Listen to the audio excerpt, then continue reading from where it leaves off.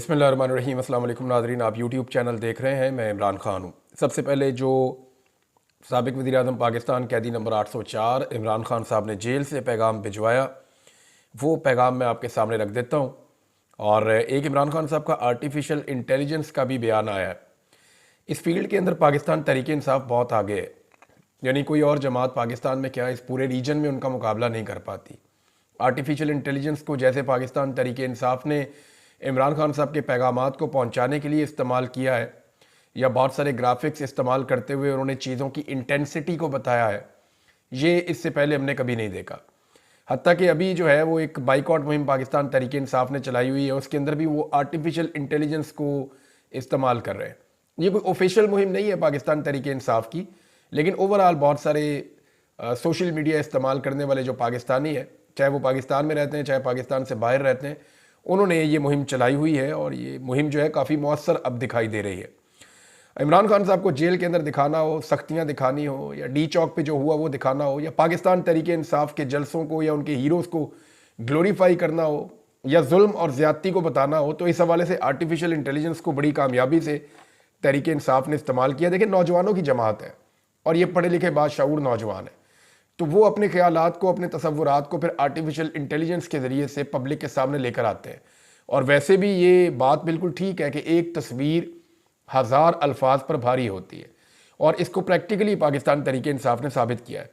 इमरान खान साहब का जो स्टेटमेंट आया, वहाँ पे इमरान खान साहब ने बताया, जी मैंने ये कमेटी बनाई हुई है और हमारे 2 मुतालबात हैं, और दोनों मुतालबात बड़े सादे हैं कि 9 मई को और 26 नवंबर, इन 2 दिनों में जो भी हुआ, इनके हवाले से एक जुडिशल कमीशन तश्कील दिया जाए। दूसरा, जो बेगुनाह सियासी कैदी हैं उनको रिहा किया जाए। और इसमें जो स्टेक होल्डर हैं, इमरान खान साहब ने लफ्ज़ स्टेक होल्डर इस्तेमाल किया, ना हुकूमत का लफ्ज़ इस्तेमाल किया, ना इस्टेब्लिशमेंट का लफ्ज़ इस्तेमाल किया। उन्होंने स्टेक होल्डर्स का लफ्ज़ इस्तेमाल किया। अब जो भी आना चाहता है और बात करना चाहता है और जिसके पास ये इख्तियार है कि वो अमल दरामद करवा सके, वो आए और आकर बात कर ले। लेकिन सिचुएशन बड़ी अजीब है, वो मैं आपको बाद में बताता हूँ। पहले आप इमरान खान साहब का स्टेटमेंट देखें। इमरान खान साहब ने कहा, जी बाइकआउट हम कर देंगे, फिर इसके बाद हमारा 13 तारीख तक इंतज़ार करेंगे, और 14 से सोशल मीडिया के ऊपर और मीडिया के ऊपर हर जगह पे पाकिस्तान तहरीक इंसाफ इस कंपेन को खड़ा करेगी कि सिविल नाफरमानी। इमरान खान साहब ने इससे पहले नवाज शरीफ साहब को 2 दिन में इस्तीफे का कहा था 2014 में, और तब भी सिविल नाफरमानी की तहरीक चलाई थी। लेकिन वो एक बड़ी बुझे हुए दिल के साथ तहरीक थी, ना उसकी कोई तैयारी थी और ना उस वक्त इमरान खान साहब की इतनी मकबूलियत थी, तो वो तहरीक कामयाब नहीं हुई। लेकिन इस वक्त इमरान खान साहब का पाकिस्तान में मकबूलियत का तोती बोलता है, और तमाम पॉलिटिकल पार्टी जो है वो लगातार अपनी मकबूलियत खोती चली जा रही है। ऐसे में इमरान खान साहब की ये तहरीक कामयाब हो सकती है, क्योंकि ओवरसीज़ पाकिस्तानियों से वो आगाज़ करने जा रहे हैं। इमरान खान साहब ने कहा, पहले मरहले में ओवरसीज़ पाकिस्तानियों को कहेंगे कि जो रेमिटेंसेस वो पाकिस्तान में भेज रहे हैं, ज़र मुबादला जो वो पाकिस्तान में भेज रहे हैं, उसको महदूद कर दें, यानी ज़रूरत के तहत जितना चाहिए उतना भेजें, वो ज़्यादा ना भेजें। इससे हुकूमत के ऊपर दबाव पड़ेगा। फिर इमरान खान साहब ने कहा, इसकी जिम्मेदारी हमारे ऊपर नहीं होगी, क्योंकि हमने हुकूमत को अपने जायज़ मुतालबात पहले बता के मुज़ाकराती कमेटी भी बना दी है। हुकूमत मुज़ाकरात नहीं करेगी, हटदर्मी दिखाएगी, तो जिम्मेदारी हुकूमत के ऊपर होगी।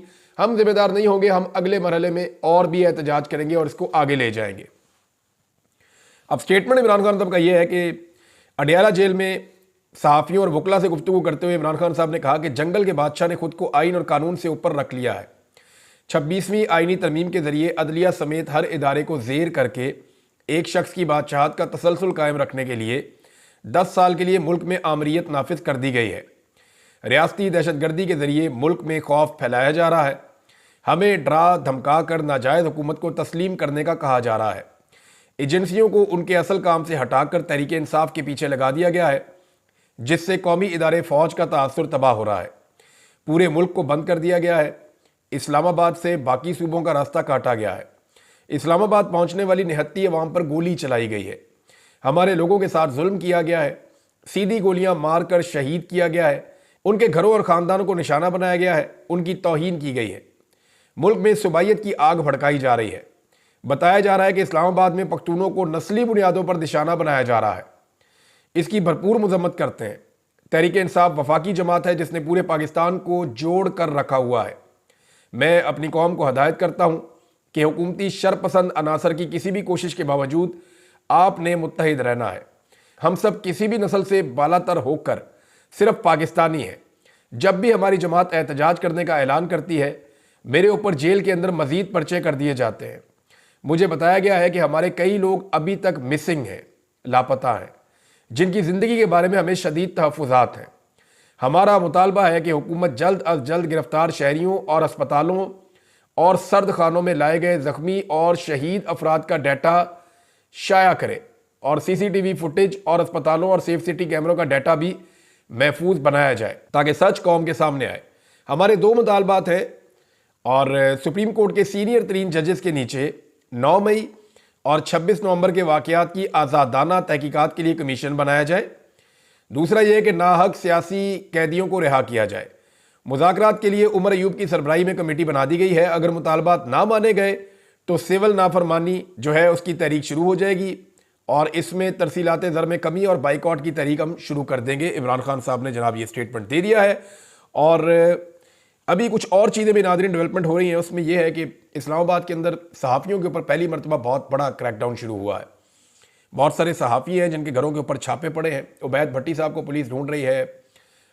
हमारे दोस्त हैं एहतशाम अब्बासी साहब, उनको पुलिस ढूंढ रही है। वसीम साहब हैं, मलिक वसीम साहब हैं गालिबन, उनको पुलिस ढूंढ रही है। कमर बेकन साहब के घर पे पुलिस ने छापा मारा है। और बहुत सारे सहाफ़ी हैं जिनको पुलिस और दीगर एजेंसी जो हैं वो तलाश कर रही हैं। और मामला क्या है वो मैं आपको बता देता हूँ। इससे पहले जो लोग अगवा किए गए या उठाए गए उनके साथ क्या मामला हुए वो भी आपको मैं बताता हूँ। और अब मुतालबात किस नौयत के हैं। लेकिन बहुत सारे सहाफ़ी इस्लामाबाद में रूपोश होने पर मजबूर हैं इस वक्त। ऐसा पाकिस्तान की तारीख में इससे पहले कभी नहीं हुआ। ये वो तमाम सहाफ़ी हैं जो उस दिन डी चौक में मौजूद थे या डी चौक के आसपास मौजूद थे जब डी चौक में खून की होली खेली गई, जब डी चौक के अंदर बर्बरियत हुई, जुल्म हुआ और स्ट्रेट फायरिंग हुई। उसको जो सहाफ़ी रिपोर्ट कर रहे हैं, जो उसकी वीडियोस के बारे में जानते हैं, जो उसके बारे में जानते हैं, जैसे कि मुतीउल्लाह जान साहब इस पे काम कर रहे थे, उनको भी अगवा किया गया था। शाकिर इवान साहब इस पे काम कर रहे थे, उनको भी अगवा किया गया था। और बहुत सारे ऐसे सोशल मीडिया के एक्टिविस्ट जो इस पे बात करते हैं उनके घर वालों को हरासा किया जा रहा है। अलाउद्दीन साहब हैं और उनसे पहले एक और साहब थे, इनके वालिदैन को उठा लिया गया, दोनों के वालिद को उठा लिया गया। एक के वालिद जो हैं वो गुजरात यूनिवर्सिटी में काम करते हैं, उनको वहाँ से उठाया गया। एक और के वालिद हैं, उनको भी उठाया गया। अलाउद्दीन के वालिद को दूसरी मरतबा उठाया गया। इससे पहले भी उन्हें उठाकर एक मरतबा कैंट में शिफ्ट किया गया था, खारिया में। अब दोबारा उन्हें गुजरात से उठा लिया गया है। अच्छा, दबाव डाला जा रहा है कि आप बात ना करें इस बारे में। ख़ास तौर पे ये जो मुज़ाकर हुआ है यहाँ पे इस्लामाबाद में, जो सूरत हाल पैदा हुई है, इसके ऊपर साना डी चौक के ऊपर बहुत ज़्यादा तहफ़्फ़ुज़ात है कि इस पर बात ना की जाए। अच्छा, माजी में ऐसी कोई मिसाल नहीं मिलती कि इतना बड़ा क्रैकडाउन किया गया हो। इस क्रैकडाउन की वजह क्या है? सारे जान छुड़ाना चाहते हैं कि ये हमारे गले का फंदा ना बने, ये जो लाशें हैं, क्योंकि अब तक 12 लाशें मिल चुकी हैं।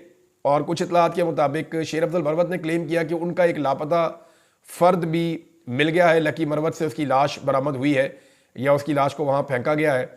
तो अब ये भी पता नहीं है कि क्या वो यहाँ पे शहीद हुआ है या कोई और मामला हुआ है। बहरहाल अभी तक 12 पाकिस्तान तहरीक इंसाफ जो है वो कंफर्म कर रही है कि उनकी शहादतें हुई हैं, जिनकी तदफीन कर दी गई है। पाकिस्तान तहरीक इंसाफ के लोग वहाँ पे मौजूद थे और उनके बाद गवाहान भी मौजूद हैं। तो ये तो 12 लोग तो आप कर दें एक साइड पे। इसके बाद जो उनके लापता अफराद हैं उनके हवाले से उन्हें सख्त तहफ़्फ़ुज़ात हैं। अब ये मामला कत्लों का किसके गले पड़ेगा, ये बड़ी अजीब चीज़ है। यहाँ पे एस्टेब्लिशमेंट और हुकूमत दोनों एक दूसरे से दूर हो रहे हैं। यानी एस्टेब्लिशमेंट ने और हुकूमत ने दोनों ने मिलकर इमरान खान को मारा था और बहुत लंबे अरसे तक मारा है। उसकी तफसीलात मैं आपके सामने रख देता हूँ। यानी पौने 3 सालों में इमरान खान पर 188 मुकदमात हैं, उन पर कातलाना हमले हुए हैं, वो गोलियां भी उनको लगी हैं, उनके घर को तबाह किया गया है, इद्दत और तोशाखाना जैसे घटिया मुकदमात उनके ऊपर बनाए गए हैं, उन पर मीडिया में पाबंदियाँ लगाई गई हैं, उनसे उनका मैंडेट छीन लिया गया है, इंतखाबी निशान ले लिया गया, उनके लोगों को शहीद किया गया, ख़वातीन और बच्चों पर जुल्म किया गया, जबरी गुमशुदगियाँ की गई, अगवा बराए बयान करवाया गया, उनकी बीवी को और बहनों को जेल में रखा गया, जेल में उनके साथ इंतहाई गैर इंसानी सलूक इमरान खान साहब के साथ किया गया, तमाम फाशिस्ट हथकंडे इस्तेमाल किए गए। और अब ऐसा दिखाई देता है कि दोनों थक गए हैं, यानी हुकूमत भी और इस्टेब्लिशमेंट भी, और अब दोनों इमरान खान को एक दूसरे के खाते में डाल रहे हैं कि नहीं जी हमारी लड़ाई नहीं है, इसके साथ तो हुकूमत की लड़ाई है। हुकूमत कहती है यार हम कभी किसी को इतना मारते हैं। यानी मैं आपको बताता हूँ कि जो इस्टेब्लिशमेंट के माउथ पीस हैं वो अब टीवी चैनल पे और सोशल मीडिया पे आकर ये कह रहे हैं कि जनाब हमारा तो देखें, अब रियासत के साथ थोड़ी लड़ाई है पीटीआई की, इन सियासी जमातों के साथ लड़ाई है, इनका कसूर है, ये जो कुछ भी किया है इन्होंने किया है, अगर लाशें गिरी है तो इनकी रिस्पॉन्सिबिलिटी है, हमारी तो कोई जिम्मेदारी नहीं है। तो एक तरफ जो एस्टेब्लिशमेंट के माउथ पीस हैं वो ये बयानियां बना रहे हैं, दूसरे जो हुकूमत के माउथ पीस हैं या हुकूमत के अपने लोग हैं वो ये बयानियां बना रहे हैं और निजी महफिलों में हर जगह पे ये कह रहे हैं। और मैं जिम्मेदारी से आपको ये बात बता रहा हूं, हमारे साथ भी जब वो बात करते हैं हुकूमत के लोग, तो वो ये कहते हैं देखें हम सियासी लोग हैं, हम एक लेवल तक ही मामलात को जो है वो ले जा सकते हैं, इतना जुल्म और बर्बरियत हम कभी नहीं कर सकते। पाकिस्तान तहरीक इंसाफ के खिलाफ जो कुछ भी हो रहा है, ये PMLN या पीपल्स पार्टी या हम लोग नहीं कर रहे, ये एक्चुअली एस्टेब्लिशमेंट कर रही है। और ये वही एस्टेब्लिशमेंट है जिन्होंने माजी में हमारे ऊपर भी जुल्म और जबर किया है, हमें भी तकालीफ दी हैं। तो अब वो एस्टेब्लिशमेंट पाकिस्तान तहरीक इंसाफ को उससे ज़्यादा तकलीफ इसलिए दे रही है कि तहरीक इंसाफ और उनकी लीडरशिप सरेंडर नहीं कर रही या वो बात मान नहीं रहे। तो हुकूमत तो जान छुड़ा लेती है, निजी महफिलों में वो ये बात कर रहे हैं, कल को वो खुलकर करना शुरू हो जाएंगे। और आजकल उन्होंने कुछ जुमले बोलना भी शुरू कर दिए हैं। यानी आप यहां से अंदाजा करें कि एस्टेब्लिशमेंट और हुकूमत के जो दोनों तरफ के टाउट्स हैं, उनकी आपस में लड़ाई हो गई है। अभी वजीरे इतलात है पंजाब की, उनकी और फैसल वाडा की झड़प हुई, मैं टीवी चैनल के ऊपर देख रहा था। और इन्होंने एस्टेब्लिशमेंट के मोहरे अब ये आपस में लड़ना शुरू हो गए हैं। वजह यह है कि एस्टेब्लिशमेंट अपनी जान छुड़ा रही है, मामला बहुत बड़ा हो गया, इंटरनेशनली बहुत मामला उठ गया है, आलमी सतह पे इसके अंदर बहुत गर्मी पैदा हो चुकी है। जो भी पाकिस्तान में डी चौक में हुआ है, किसी को इस बात का अंदाजा नहीं था। एक तो वहां मामला बहुत बड़ा हो गया, दूसरा कोई उसका बोझ उठाने को तैयार नहीं है। एस्टेब्लिशमेंट को लगा कि हुकूमत इसका बोझ उठाएगी। हुकूमत जो है वो जान छुड़ा रही है, कत्लों के पर्चे, इमरान खान जैसा बंदा मुद्दई हो तो जान कैसे छूटेगी, वो अपनी जान छुड़ा रहे हैं। यानी शहबाज शरीफ साहब हों या बाकी लोग हों, वो मरियम नवाज स्टेटमेंट दे रही है, मैंने तो पुलिस को कहा था जी गोली नहीं चलानी, मना किया था। इसी तरह शहबाज शरीफ कह रहे हैं जी मैं शुक्रिया अदा करता हूं आर्मी चीफ का, उन्होंने ये सारा कुछ किया है। अब ये एक दूसरे के ऊपर इल्जाम लगा रहे हैं। फैसल वाडा ने नून लीग और नून लीग ने फैसल वाडा में चढ़ाई कर दी है। और मुख्तलिफ और भी इस तरह के माउथ पीस जो है वो एक दूसरे के खिलाफ स्टेटमेंट दे रहे हैं। रिटायर ब्रिगेडियर हैं, वो सोशल मीडिया पे लिखते हैं कि जनाब ये जो बंदे अगवा किए जा रहे हैं ना, ये कुछ काले रंग के डाले खरीदे और ये कुछ और लोग अगवा कर रहे हैं, एजेंसियां नहीं कर रही। यानी अब इस तरह का बयानिया भी जो है वो मार्केट में लाया जा रहा है। अब दोनों एक दूसरे पे इल्जाम लगा रहे हैं कि तुम जूते साफ करते हो, कहते नहीं तुम जूते साफ करते हो। और दोनों ठीक कह रहे हैं, दोनों ही जूते साफ करते हैं और दोनों बड़े अच्छे जूते साफ करते हैं। PMLN ने इसमें क्या पाया? देखिए, इस वक्त जिन लोगों को अगवा किया जा रहा है या उठाया जा रहा है, उनसे जो मुतालबा है वो मैं आपको बताऊंगा तो आप हैरान हो जाएंगे। मुतालबा उनसे ये किया जा रहा है, और थोड़े दिन पहले ये मुतालबा मेरे सामने भी रखा गया था कि जनाब एस्टेब्लिशमेंट को कुछ ना कहें, एस्टेब्लिशमेंट को आप छोड़ दें उनके हाल के ऊपर। एस्टेब्लिशमेंट इन मामलात से निकलना चाहती है, एस्टेब्लिशमेंट को कुछ ना कहें। हुकूमत भी ऐसी थी तैसी फेर दे। हुकूमत पे आपने जितनी तनकीद करनी है करें। अगर आप इमरान खान का बयानिया बताना चाहते हैं तो आप बताएं। अगर इमरान खान के बयानिए के ऊपर आपको लगता है कि वो ठीक बात कर रहा है तो आप उस बयानिए को सपोर्ट करना चाहते हैं, आप करें। अपने एनालिसिस में आप जिसकी मर्जी हमायत करें, जिसकी मर्जी मुखालफत करें, लेकिन मेहरबानी करें एस्टेब्लिशमेंट की तरफ आपने नहीं देखना। ये जो बंदे अगवा किए गए हैं उनको भी यही कहा जा रहा है। मैं जिम्मेदारी के साथ आपको ये बात बता रहा हूं। अब PMLN के लिए और पीपल्स पार्टी के लिए या जो लोग हुकूमत में बैठे हैं उनके लिए ये सोचने की बात है कि उन्होंने क्या पाया। यानी नून लीग ने अपनी सियासत भी तबाह कर दी, अपनी इज्जत भी खाक में मिला दी। इक्तदार जो है उनको जो मिला वो कठपुतली वाला इक्तदार मिला है और पॉलिश कर करके भी थक गए हैं। मगर बदले में मिला क्या? फैसल वाडा के ताने और एक कठपुतली हुकूमत, और आइंदा इलेक्शन में भी नहीं जा सकते। तो ये PMLN ने अब तक इक्तदार तो उनको मिला है कठपुतली वाला, लेकिन तन्हाई मिली है उन्हें। PMLN ने अपने आप को तनहा किया है, अपने आप को बदनाम किया है और अपनी सारी सियासत के ऊपर पानी फेर दिया है। नवाज शरीफ साहब की 40-45 साल की 50 साल की सियासत थी, वो अब कख नहीं रही इस वक्त तक की। अगर मैं आपको बात कहूं तो वाकई मियां साहब ने अपनी बर्बादी अपने हाथ से खुद की है। और उसके अंदर उनकी बेटी का, उनके भाई का, उन सब का हाथ है, जो लोग बहुत फ्रस्ट्रेटेड थे कि किसी तरह बूट पॉलिश करके उन्हें इक्तदार मिल जाए। तो अब उसी बूट से जो है वो लगता है थोड़े दिनों में इन्होंने ठुड्डे भी खाने, या इनको पॉलिश बहुत अच्छी करनी पड़ेगी, अपने ऊपर बोझ उठाना पड़ेगा। क्योंकि इंटरनेशनली ना चीज़ें बहुत ज़्यादा दबाव बढ़ा रही हैं। पाकिस्तान में एक बड़ा सीरियस मसला हुआ है जिसके ऊपर कोई तवज्जो नहीं दे रहा, और वो मामला है कश्मीर का। और बड़ी गैर संजीदगी पाकिस्तान में दिखाई जा रही है पाकिस्तान की रियासत की जानिब से। एक तो थोड़े दिन पहले बड़ा गंदा स्टेटमेंट दिया पाकिस्तान के वज़ीर दाखिला ने, उन्होंने कश्मीरियों को बिल्कुल ही डिसोन कर दिया। उन्होंने कश्मीरियों को पाकिस्तान मानने से इनकार कर दिया। तो ये डिसोन कर देना ये बड़ी सख्त ज्यादती थी। अब वहां बड़ी मखदूश सूरत हाल है। ये हुई क्यों, मैं आपको ये बताता हूं। आज से चंद महीने पहले आपको याद होगा कि कश्मीरियों ने एहतजाज किया था। ताजरों ने एक तहरीक शुरू की थी और उन्होंने ये कहा था कि हमारी जो सब्सिडीज हैं वो क्यों हमसे ली जा रही हैं। नंबर एक, महंगी बिजली के खिलाफ वो खड़े हो गए थे कि जनाब आपने पूरे पाकिस्तान की बिजली महंगी करनी है तो करें, पानी हमारा है, पानी हमारे पास से जाता है, लिहाजा हमें जो सब्सिडी के ऊपर बिजली मिल रही है, यानी जितने का यूनिट तैयार हो रहा है उतने की आप हमें दें, हमारे पे कोई एहसान ना करें, ना हमारे पर बोझ डालें। हमने आपका बोझ नहीं उठाना। अगर आप लोग नकम्मे हैं, नाअहल हैं, आप नहीं संभाल सके चीज़ों को, तो उसकी जिम्मेदारी हमने नहीं उठानी। आज़ाद कश्मीर के शहरी डट गए थे, उन्होंने कहा जी हमने बिजली का बिल उतना नहीं देना जितना आप मांग रहे हैं। तो फिर उन्होंने एहतजाज शुरू किया। फिर उन्होंने उनको एक सब्सिडी मिलती है आटे के ऊपर कि जो आटा आएगा मैदानी इलाकों से वो उनको सब्सिडी के साथ मिलेगा वहां पे ऊपर अपर एरियाज में, उनको इजाफी चार्जेस नहीं देने होंगे। अच्छा, ये गिलगित बल्तिस्तान में भी ऐसा होता है।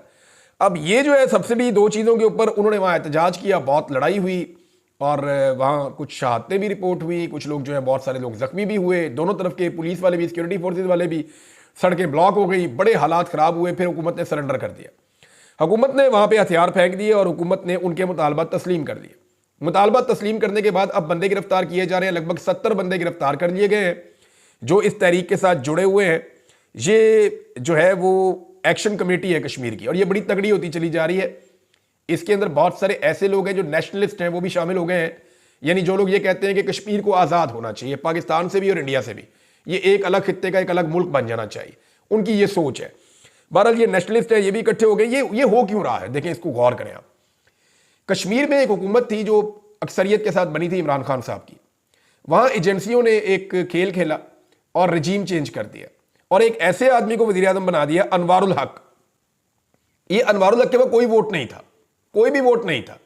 पीपल्स पार्टी का अपना उम्मीदवार खड़ा हुआ था, ये अनवारुल हक पीपल्स पार्टी से वोट मांगने के लिए गया। उन्होंने कहा दौड़ जाए तो कोई नहीं वोट, उन्होंने कहा शराफत से वोट दे दो, लेकिन वोट तुम्हें नहीं तो देना पड़ जाएगा। फिर वो मुदाखलत जो होती है वो हुई और जरदारी हाउस से फोन आया, जनाब वोट आपने, अनवारुल हक नाम का कोई बंदा, उसको आपने वोट डालना है। तो पीपल्स पार्टी ने सर फेंक के वोट डाल दिया। इसी तरह जब नवाज शरीफ साहब को हुक्म गया तो वहां से भी फोन आया नून लीग वालों को, जनाब आपने वोट डालना है, उन्होंने भी अनवारुल हक को वोट डाल दिया। तो पीटीआई के अंदर से जो बंदे तोड़े गए थे उनको दो ऑप्शन दिया गया था, या तो आप जेलों में जाएंगे या आप वजीर बन जाएंगे। उन्होंने कहा जी आप हमें वजीर बना दें, तो वो भी बंदे तोड़ के ले गया। तो ये बंदा जो अनवारुल हक है ये वहां का वजीर आजम बन गया। अब पीपल्स पार्टी भी इससे नफरत करती है, पीएमएलएन भी इससे नफरत करती है, पीटीआई इसको वैसे ही ओन नहीं करती। बस ये जबरदस्ती वजीर आजम बना हुआ है और ये नुमाइंदगी किसी और की कर रहा है, कठपुतली वजीर आजम है ये वहां पे अनवारुल हक। अब अनवारुल हक जो है वो चीजों को संभाल नहीं पा रहा, क्योंकि इसे वजीर आजम बनाया है पाकिस्तान में एस्टेब्लिशमेंट ने, तो ये एस्टेब्लिशमेंट की बात मानता है, इसको अवाम की बात समझ ही नहीं आती, अवाम के मुतालबात या अवाम के जज्बात इसको समझ नहीं आ रहे। अब इन्होंने ये किया कि एक सदारती ऑर्डिनेंस लेकर आ गए जिसके तहत एहतजाज करने के ऊपर लंबी लंबी सजाएं मिलेंगी और एहतजाज कोई नहीं कर सकेगा, और साथ ही बयान दे दिया कि ये सब्सिडी हम वापस लेंगे, ये सब्सिडी हम नहीं दे सकते। IMF का भी दबाव है, वफाकी हुकूमत कह रही है जी हमने तस्लीम तो कर लिया था कि हम इनको सस्ता आटा और सस्ती बिजली देंगे, लेकिन ये हम दे नहीं सकते प्रैक्टिकली। वो हम इसलिए नहीं दे सकते कि हम इतनी सब्सिडी कैसे बर्दाश्त करेंगे, हमारी इतनी पसली नहीं है। उन्होंने कहा जी आपने हमारे साथ वादा किया था, आपको ये देना पड़ेगा। अब उन्होंने, हुकूमत ने यह सोचा कि जनाब एक ऐसा कानून बना देते हैं जो एहतजाज करे उसे उठा के जेल में डालो, तो डंडे वाला तरीकाकार वहां पर अपनाया गया। तो जब वो ऑर्डिनेंस आया तो वो चैलेंज हुआ सुप्रीम कोर्ट में, सुप्रीम कोर्ट ने उसको फारिग कर दिया, सस्पेंड कर दिया, लेकिन हुकूमत वो ऑर्डिनेंस वापस नहीं ले रही। अब हुकूमत को जो है वो आज़ाद कश्मीर के शहरी और हुकूमत आमने सामने है। शहरियों ने वहां पर रिकॉर्ड किस्म के एहतजाज किए हैं, पहिया जाम हड़ताल कर दी, पूरे आज़ाद कश्मीर के अंदर हर चीज़ को जाम करके रख दिया है। खासतौर पर मुजफ्फराबाद में, पुंछ डिवीजन में, बाग, रावलाकोट और बहुत सारे और इलाकों के अंदर ये बहुत मजबूत होते चले जा रहे हैं। आज के दिन में जो इन्होंने फैसला किया है वो फैसला ये है कि ये आज़ाद कश्मीर और पाकिस्तान के दरमियान जितने एंट्री पॉइंट्स हैं उन एंट्री पॉइंट्स की तरफ मार्च करेंगे और एंट्री पॉइंट्स को बंद कर देंगे। ये बड़ी खौफनाक और खतरनाक बात है। देखिए इंडिया इसको रिपोर्ट कर रहा है। कल तक हम मकबूजा कश्मीर के हालात को रिपोर्ट करते थे कि वहां की हुकूमत वहां ज्यादती कर रही है और वहां के लोग एहतजाज कर रहे हैं और उनके ऊपर लाठीचार्ज हो रहा है, वहां के बंदे गिरफ्तार हो रहे हैं, वहां के बंदे के ऊपर जुल्म और बर्बरियत हो रही है। अब इंडिया रिपोर्ट कर रहा है, उनका मीडिया रिपोर्ट कर रहा है कि जनाब आज़ाद कश्मीर जो पाकिस्तान के पास है वहां पे ये सूरत हाल है। अब वो हमसे बदले ले रहे हैं, वो रिपोर्ट कर रहे हैं। और हमारी तवज्जो कहां पे? इमरान खान को तुम दो, रजीम चेंज कर दो, अपनी मर्जी का वजीर आजम ले आओ, अपनी मर्जी के फैसले कर लो। जब मैंडेट की तौहीन होती है ना तो आवाम का एतमाद खत्म हो जाता है और इस तरह की चीज़ें होती हैं जो चीज़ें अभी हो रही हैं। आज़ाद कश्मीर के जो अपोजिशन लीडर हैं उनसे मेरी बात हुई, ख्वाजा फारूक साहब से। वो ये कहते हैं जी हम कह कहकर थक गए हैं कि असेंबली का इजलास बुलाएं। असेंबली किस लिए होती है? वहाँ बैठ के ये चीज़ें तय कर लेते हैं। असेंबली का इजलास बुलाएं, लेकिन असेंबली का इजलास ही 4 महीने से नहीं बुलाया जा रहा, कोई जिम्मेदारी नहीं ले रहा। और वो ये कह रहे थे मुझे कि ये चीज़ें इमरान साहब हाथ से निकल जाएंगी, फिर हम भी नहीं संभाल पाएंगे। कल को इमरान खान को कहा जाएगा संभालो तो उसके लिए भी संभालना मुश्किल हो जाएगा। तो आज़ाद कश्मीर के हालात वो ये कह रहे हैं कि ग्राउंड रियलिटीज़ का किसी को अंदाज़ा नहीं है कि कितनी नफरत फैलाई जा रही है। इसको कंट्रोल करें। बहुत सारे ऐसे एलिमेंट जो पाकिस्तान से प्यार नहीं करते वो लोग इसको किसी और नज़र से देख रहे हैं और इसको एक अपॉर्चुनिटी के तौर पे लेकर पाकिस्तान की सालमियत को नुकसान पहुंचाने के ख्वाब देख रहे हैं। मेरे ख्याल में होश के नाखून लेने चाहिए पाकिस्तान के इदारों को, पाकिस्तान की एस्टेब्लिशमेंट और हुकूमत को, और इन चीज़ों को सियासी अंदाज में हल करना चाहिए और अवामी मैंडेट का एहतराम करना चाहिए। वीलॉग बहुत लंबा हो गया नाज़रीन, कुछ अहम केसेज हैं जो सुप्रीम कोर्ट ऑफ पाकिस्तान में लगने जा रहे हैं, उन पर हम अगले वीलॉग में बात करेंगे। अब तक के लिए इतने, अपना ख्याल रखिएगा, अपने इस चैनल का भी अल्लाह हाफ़िज़।